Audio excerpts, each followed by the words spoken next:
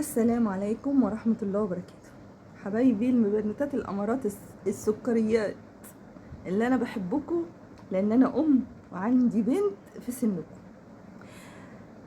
أنا عايزة أنصحكم، مش أنصحكم، انتوا ما شاء الله عليكم جيل ناصح وواعي وذكي وجميل، إلا في حاجة واحدة بس وأنا عذراكم، أقسم بالله أنا عذراكم.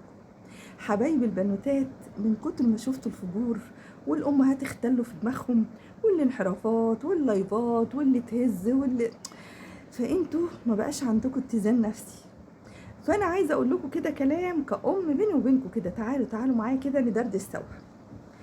بصوا حبايبي، اي راجل او اي شاب يقول لك ابعتي لي صوره بشعرك، انت دلوقتي لابسه حجاب زي دلوقتي، لو بشعرك خلاص، بس انت لابسه حجاب زي دلوقتي، وقال لك ايه انا نفسي اشوف حبيبتي، هما بيقولوا كده طبعا، انا اقول لك الصوره اللي بيوصلوا بيها للبنات والسيدات، في سيدات بتقع برضو في نفس البراسم، نفس الاخطاء.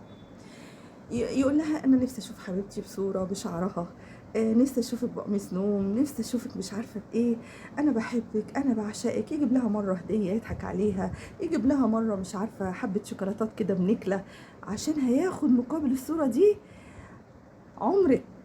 عمرك اسمعي مني، اوعي اوعي تقولوا له لا انا مش بتاعت الحاجات دي، انت عايز تحبني بالصوره الخارجيه، الصوره الداخليه دي بقى لما نتجوز انا وانت، اوريك الشعر واوريك الرجل واوريك الايد، لكن حاليا متبقالكش عندي الا الصوره الخارجيه. اوعي، لان الصوره دي هم عملوا قانون، اي واحد يهددك لو بعتي صورتك ممكن تبلغي فيه وتاخدي حقوقك. بس قانون الرب، قانون ربنا سبحانه وتعالى، قانون ربنا مش هيغفلك، لانك بعتي اسمها برضاكي. ما تقوليش ان هو ضحك عليا، اصل انا في سن مراهقه. العيله الصغيره دلوقتي اللي في 7 سنين و6 سنين فاهمه اكتر من اللي عندها 60 و70 سنه، بسبب السوشيال، ونورت وخلت عيون الاولاد ناصحه وفاهمه. فاوعي اوعي اوعي تتحطي في الموضوع ده. لما تبقي قاعده مع صاحبه ليكي، اوعي تقلعي الطرحه قدامها. انا ممكن انا قاعده قدام واحده عامله نفسي قاعده على الواتس وانا قلعه طرحه لابسه قط في بيت صاحبتي، اخد لها صوره، الصوره دي اوديها لشاب، الشاب ده يبتدي يهدد البنوته الجميله اللي مش واخده بالها وقاعده براحتها في بيت صاحبتها، او مثلا بعدت صوره لصاحبتها وهي متصوره في البيت بشعرها على اساس انها صاحبتها وحبيبتها. ما تستأمنيش الا نفسك، ما تستأمنيش الا نفسك. صورتك دي ممكن تلف على الشباب كلها والشباب كلها يهددوكي.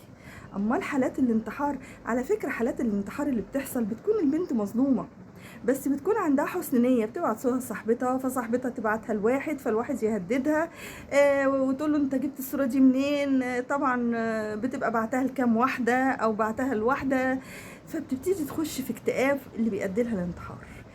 خليكي صح، عشان مفيش حد يقدر ينقص منك. خليكي عزيزة.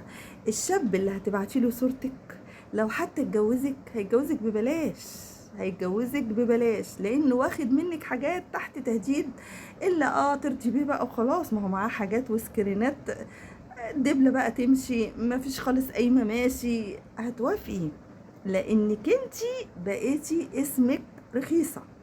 عززي نفسك. احنا كنا بنات في سنكم كنا نلبس اللي احنا عايزينه، قط بشعر ب... بطرحه، كنا عايقين. الجيل بتاعي انا كان جيل عايق جدا، بس كان سلوكه متزن، كان سلوكه متزن. ليه؟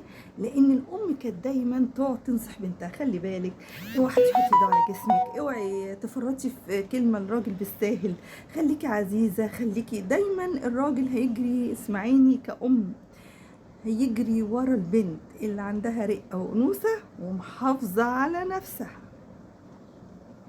رخصتي نفسك، ما تقوليش ما هو في كتير نوعيات ويتجوزوا، بيتجوزوا ما بيستمروش، لان الشك بداية خراب البيت. اول ما يحس انها تجاوزت حتى لو اتجوزها بيعملها بمنتهى الشك.